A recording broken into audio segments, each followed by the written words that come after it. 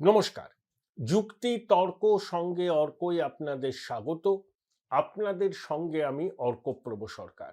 সবার আগে আপনাদের কৃতজ্ঞতা জানাই। আপনারা যেভাবে আমাকে সহায়তা করছেন, আশীর্বাদ দিচ্ছেন, আমি সত্যিই অভিভূত এবং আপনাদের কাছে কৃতজ্ঞ, চিরকৃতজ্ঞ। এই সহযোগিতা আগামী দিনেও জারি থাকবে বলে আমার মনে হয়। আমি অন্তত আশাবাদী। আপনারা যে ডিভাইসেই আমার অনুষ্ঠান দেখুন না কেন, সাবস্ক্রাইবার বাটনের পাশে থ্যাঙ্কস বাটন আছে, সেখানে ক্লিক করলেই সুপার থ্যাঙ্কস এবং আপনাদের সহযোগিতা আমার কাছে চলে আসবে। আমি শিরোনাম কি করেছি? আইপ্যাক হাল ছেড়ে দিল। সত্যি আইপ্যাক অনেকটাই হাল ছেড়ে দিয়েছে। 2রা জানুয়ারি বারুইপুরের সভা থেকে খোকাবাবু কি বলেছেন?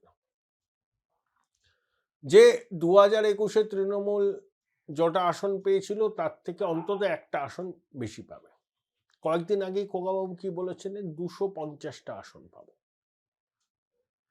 বিজেপির আসন কমবে। 250 থেকে চলে গেল 215। নির্বাচন আসতে অনেক দেরি। এখনই তৃণমূলের এস্টিমেট কমছে দেখুন, 250 থেকে 215, মানে অন্তত একটা বেশি পাবো। 35টা এখানেই শর্ট। অর্থাৎ তৃণমূল একটা জিনিস বুঝে গেছে, ফেক ন্যারেটিভ মানুষ নেবে না। বাংলা ভাষা আক্রান্ত, বাঙালি আক্রান্ত, নো টেকার্স। ফিউ টেকার্সও নয়, নো টেকার্স। এখন দেখেন এই কথাগুলো আর বলতে। 15 বছরের প্রতিষ্ঠান বিরোধিতা আছে, এগুলো আপনারা জানেন। চৌর্যবৃত্তির সাম্রাজ্য সুপ্রতিষ্ঠিত এবং সাইলেন্ট মেজরিটির সিংহভাগ হৃদয়ে পরিবর্তনের আকাঙ্ক্ষা ধারণ করছে। আইপ্যাক মাঝে মধ্যেই সার্ভে করে, 3 মাস অন্তর অন্তর রিপোর্টও দেয়। সর্বশেষ যে রিপোর্টটা দিয়েছে আইপ্যাক, তৃণমূল সূত্রে যেটা খবর, তাতে কার্যত হাল ছেড়ে দেওয়ার দশা। কিছুদিন আগে, এখন আইপ্যাকের সঙ্গে প্রতিদিনের কাজের সঙ্গে যুক্ত নন প্রশান্ত কিশোর, কিন্তু তার আইপ্যাকের সঙ্গে একটা পরোক্ষ যোগাযোগ তো আছে। কলকাতার একজন বিশিষ্ট মানুষের সঙ্গে টেলিফোনে 1 ঘন্টার উপর তিনি কথা বলেছিলেন। সেই বিশিষ্ট ভদ্রলোক আমার অত্যন্ত পরিচিত। তিনি আমায় বললেন, প্রশান্ত বলেছেন, দিদি তো গেয়া। আচ্ছা, কতবার আইপ্যাক দিদিকে রেস্কিউ করবে? বাংলা নিজের মেয়েকে চায়, দিদিকে বলো, এই যে পাড়ায় সমাধান, লক্ষ্মীর ভান্ডার, এই যে পাঁচালী, সবই আইপ্যাকের মস্তিষ্ক প্রসূত। আরে লক্ষ্মীর ভান্ডারের টাকা 2000 টাকা করার প্ল্যান ছিল বঙ্গেশ্বরে, কিন্তু আমলাকুল বলেছে সব অসম্ভব।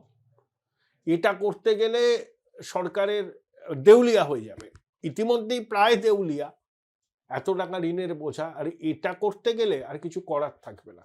আপাতত বঙ্গেশ্বরী ওই অ্যামাউন্টটা দেবেন না বলেই শোনা যাচ্ছে, তবে বিশ্বাস নেই, জানেন তো। উনি ক্ষমতায় থাকার জন্য করতে পারেন না এমন কিছু নেই, যে কোনো মূল্যে উনি ক্ষমতায় থাকতে চান। তার জন্য যদি আজগুবি প্রতিশ্রুতি দিতে হয়, যদি রাজ্যের কোষাগার একেবারে ভেঙে পড়ে, তাও তিনি দেবেন, কারণ তাকে ভোটে জিততে হবে, ভোট কুড়ানি দিদি। আইপ্যাক বলছে হুমায়ুন মুর্শিদাবাদে ড্যামেজ করবে, কোথাও না করুক মুর্শিদাবাদে করবে। মুর্শিদাবাদে 22টা সিট ছিল, মানে আছে, 2টো বিজেপি, 20টা তৃণমূল। আইপ্যাক বলছে তৃণমূল 5-6টায় নেমে যাবে মুর্শিদাবাদে। শোচনীয় ফল হবে উত্তরবঙ্গে, বিশেষ করে মালদা, জলপাইগুড়ি, আলিপুরদুয়ার, দার্জিলিং, কুচবিহারে 1টা, উত্তর দিনাজপুরে 1টা 2টো, দক্ষিণ দিনাজপুরে 2-3টে, এইরকম। আগের বার যে 24টা আসন পেয়েছিল তৃণমূল উত্তরবঙ্গে, তার থেকে অনেক আসন কমে যাবে।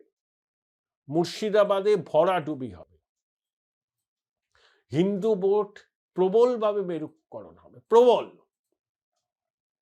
মানে 100টার মধ্যে 56টা হিন্দু ভোট বিজেপি পেয়েছিল 2024-এ, আইপ্যাক বলছে সেটা 100টার মধ্যে এবার 65-66টা হয়ে যাবে। কোনো কোনো জায়গায় 100টার মধ্যে 85টা, মানে মালদা উত্তর বলুন বা নন্দীগ্রাম বলুন, এইরকম ক্ষেত্রে। তাহলে মুর্শিদাবাদেই যদি তৃণমূলের আসন 15টা কমে, উত্তরবঙ্গে 54টার মধ্যে 24টা পেয়েছিল, সেটাই যদি ধরুন 15টা পায়, তাহলে উত্তরবঙ্গে 54, মুর্শিদাবাদে 22, মানে 76। তাহলে তৃণমূলের আসন দাঁড়ালো 20। রাজ্যের অন্যান্য জেলাতেও আগের বারের ফল হবে না, হবে না। বিশেষ করে উত্তর 24 পরগনায় বিস্তীর্ণ অঞ্চলে, পূর্ব মেদিনীপুরে, পশ্চিম মেদিনীপুরের একটা অংশে, পুরুলিয়া, বাঁকুড়া, এমনকি কলকাতা এবং তার লাগোয়া অঞ্চলে, নদিয়ায়। তাই আইপ্যাক বলছে দিদি তো গয়া, মানে প্রশান্ত কিশোর বলেছেন। আমি তাকে তো আইপ্যাকের সঙ্গে সম্পূর্ণ আলাদা করে দেখতে রাজি নই। প্রশান্ত কিশোর কি বলেছেন যে আমি আইপ্যাকের সঙ্গে সব সম্পর্ক ছেদ করেছি। তিনি ডে টু ডে অ্যাক্টিভিটির মধ্যে থাকেন না, কিন্তু আইপ্যাকের সঙ্গে তার যোগাযোগ আছে।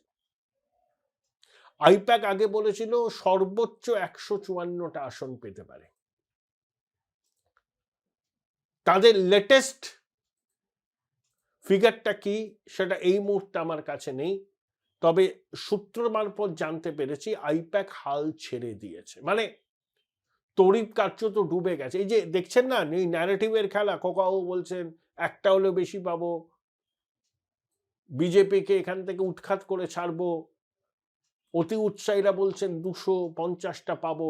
আইপ্যাক জেলা ধরে ধরে দেখিয়েছে, দেখিয়ে বলেছে সংখ্যাগরিষ্ঠতা পাওয়াটা এখন প্রশ্নের মুখে দাঁড়িয়ে আছে। হিন্দুরা এবার কিন্তু তৃণমূলের সমর্থক, হিন্দুরাও আইপ্যাক বলছে আমাকে তৃণমূলের খুব বড় একজন নেতা বলেছেন, ব্যাচ পড়বে তৃণমূলের, মিছিলে থাকবে তৃণমূলের, ভোটের দিন ক্যাম্পে বসবে, বিরিয়ানি খাবে, ভোটটা বিজেপিকে দেবে। হিন্দুরা মুখে তারা কিচ্ছু বলবে না, বিজেপির ক্যাম্প অফিসে যাবেও না। এই যে বিজেপি যে ন্যারেটিভটা তৈরি করেছে না, হিন্দু খাতরে মে হ্যায়, পশ্চিমবঙ্গ হচ্ছে হিন্দু বাঙালির হোমল্যান্ড, সেখানে যদি হিন্দুরা সংখ্যালঘু হয়ে যায়, ডেমোগ্রাফির এমন যদি পরিবর্তন হয়, তাতে হিন্দুদের অস্তিত্ব বিপন্ন হবে। এখানে কি আর সংকীর্ণ দলীয় রাজনীতি অগ্রাধিকার পায়? বাঁচতে তো হবে। মাতৃশক্তি, হিন্দুরা যদি শাঁখা সিঁদুর পড়তে আজ থেকে 20 বছর পারে না পারেন, ভয় পান, বৈষ্ণবরা যদি কণ্ঠীর মালা না পড়তে পারেন,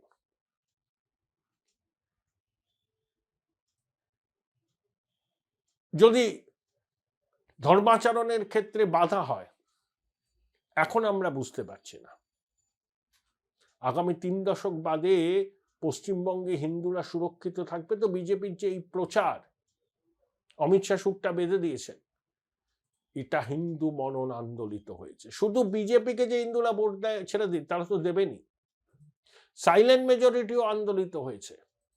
এবং তৃণমূল কংগ্রেস, বাম কংগ্রেসের হিন্দু ভোটার বা সমর্থকরাও, তারাও কিন্তু এবার ভাবছেন, মুখে কেউ কিচ্ছু বলবেন না।